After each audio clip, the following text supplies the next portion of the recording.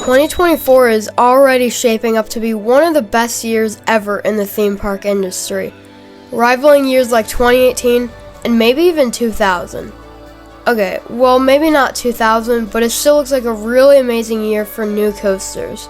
So in this video, I'm going to predict the new roller coasters that I think are going to be coming in 2024.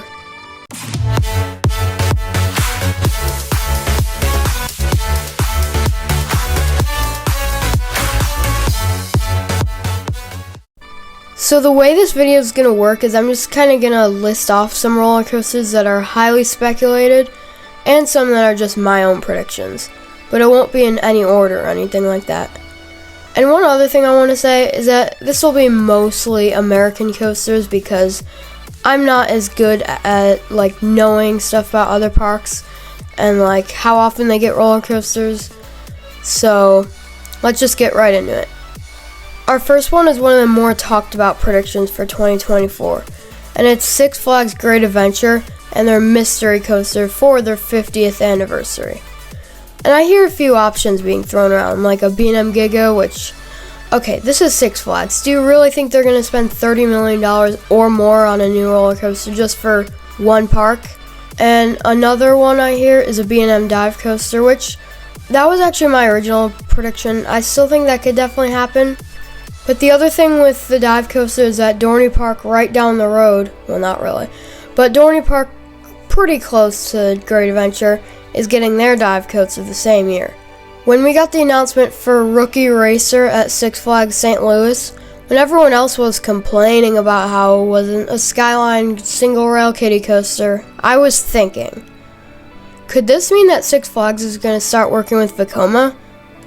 So what better alternative to a dive coaster than a tilt coaster? The GP will go crazy over this thing. They even go crazy over Gravity Max, which is all the way across the world in Taiwan.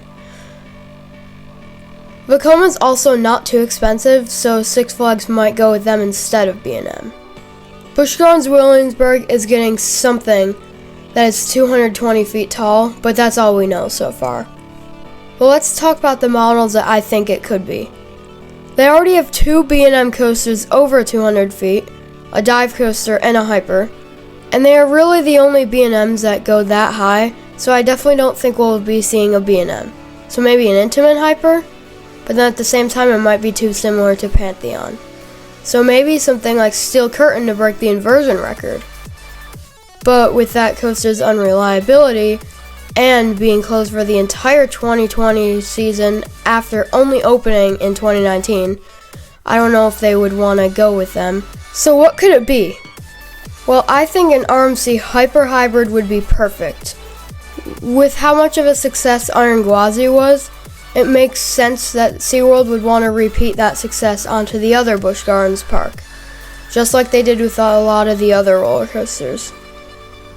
Okay, now it's time to talk about the elephant in the room. What's going on with Topville Dragster? We've seen potentially 2 footers under construction, and rumors about a vertical spike. And I take back what I said in my last Topville Dragster video.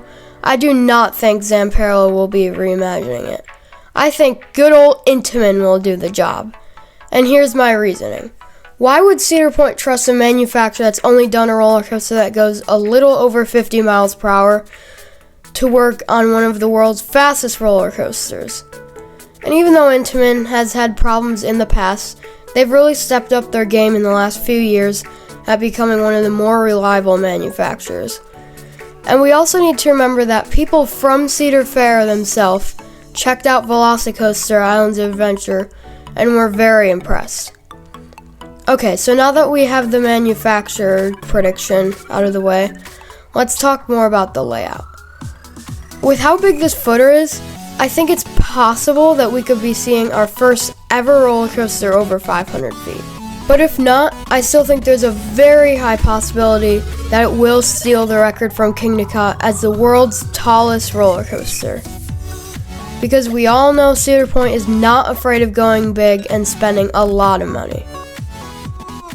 Kings Island hasn't gotten a new coaster since 2020 with Orion, so I feel like 2024 could be their year. And for what they could get, I think something like a mock LSM launch coaster or even an extreme spinner would work perfectly here in the Vortex plot. And especially if they go with the extreme spinner, they could have a true standout coaster and probably the best coaster in Ohio. Because Mock Rides himself said that they thought Ride to Happiness was their limit, but then they realized they could go even bigger. So prepare for a #1 coaster contender if that does happen. This next park is in Germany, and most of you probably haven't even heard of it before. This is Skyline Park, and they're getting a 230-foot tall roller coaster from a German manufacturer. So that leaves Mack and Gerstlauer. And something tells me that Karn and Scale is more of a one-time thing for Gerstlauer.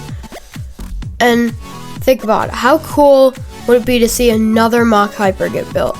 Especially with a backward seat and maybe even a non-inverting loop. I can't even explain how much I want to get out to Australia and ride DC Rivals. And the fact that we keep seeing more Mack Hypers, and possibly this one, getting announced just makes me so happy that this model is catching on and that will be a great standout coaster for this park when it gets built. Dorney Park is getting a dive coaster. It's pretty much confirmed. So not much else to say here except I think it'll be a great fit for this park, and it's also really good that we're seeing Cedar Fair invest more in the smaller parks. And I think it could lead to a good future for these bottom tier parks. Kentucky Kingdom should get a new coaster soon because now that they're operated by Herschend, we should start to see more consistent additions and investment put into this park. But I've always thought that a Vekoma launch coaster would fit so good here. Maybe something like Abyssus at Energylandia, or something that would fit the height limit. So that brings us to the end of this video. Let's see if any of these predictions actually come true. But if you enjoyed this video, please like, comment, and subscribe, and I will see you in the next video.